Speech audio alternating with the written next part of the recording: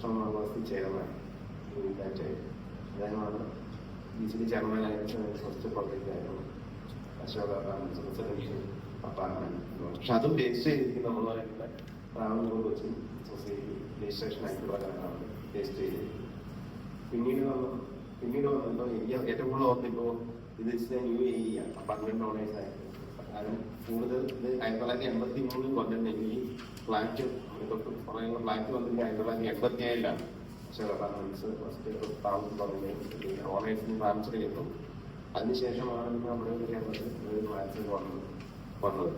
എന്നിട്ട് പോലും ഇത് അപ്പാർട്ട്മെന്റ് ഓണേഴ്സ് ആക്ട് 183 വന്നിരുന്നെങ്കിലും ലിറ്റിഗേഷൻസ് കൂടുതൽ ഈ അടുത്ത കാലത്താണ് വന്നതിന് ശേഷമാണ് കൂടുതൽ ലിറ്റിഗേഷൻസ് വരുന്നത്. ഏറ്റവും കൂടുതൽ എനിക്ക് തോന്നുന്നത് ഒരു ലിറ്റിഗേഷൻ ഒരു ഏരിയ എന്ന് പറയുന്നത് ഇല്ലാത്ത സമയത്ത് കൺസ്ട്രക്ഷൻ നടക്കാണ്ട് ട്രാൻസ്ഫറിംഗ് ഇല്ല. അത് കൺസ്യൂമറിലും ഉണ്ട്, കുറച്ച് റെയിലുണ്ട്. എല്ലാ കൺസ്യൂമർ കൂടുതൽ കേസുണ്ട്. ഇപ്പോൾ റെയിലേക്ക് മാറി. ഇങ്ങനെയുള്ളൊരു കേസ് പ്രസിഡൻസ് അല്ലെങ്കിൽ ഓണേഴ്സും മാനേജ്മെന്റ് അല്ലെങ്കിൽ അപ്പാർട്ട്മെന്റ് ഓണേഴ്സും കമ്മിറ്റി മാനേജിംഗ് കമ്മിറ്റി ആയിട്ട് ഡിസ്പ്യൂട്ടാണ് ഏരിയ. അപ്പോൾ അതിനെ കുറിച്ചൊക്കെ ഇവിടെ വിശദമായിട്ട് സാറിന്റെ ക്ലാസ് എടുക്കുന്നതായിരിക്കും.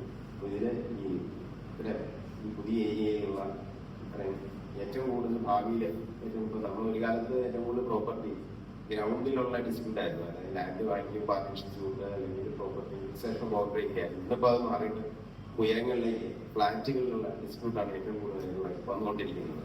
അപ്പൊ ഇതിനെ കുറിച്ച് നമ്മുടെ ഇത്രയും സെമിനാർ സംഘടിപ്പിക്കാൻ വേണ്ടി തയ്യാറായ സൊസൈറ്റി കൺസ്ട്രക്ഷനോ ഭാരവാഹികളെ അനുമോദിക്കുന്നു. അവർക്കെല്ലാം ആശംസകൾ നേരുന്നു. നന്ദി, നമസ്കാരം.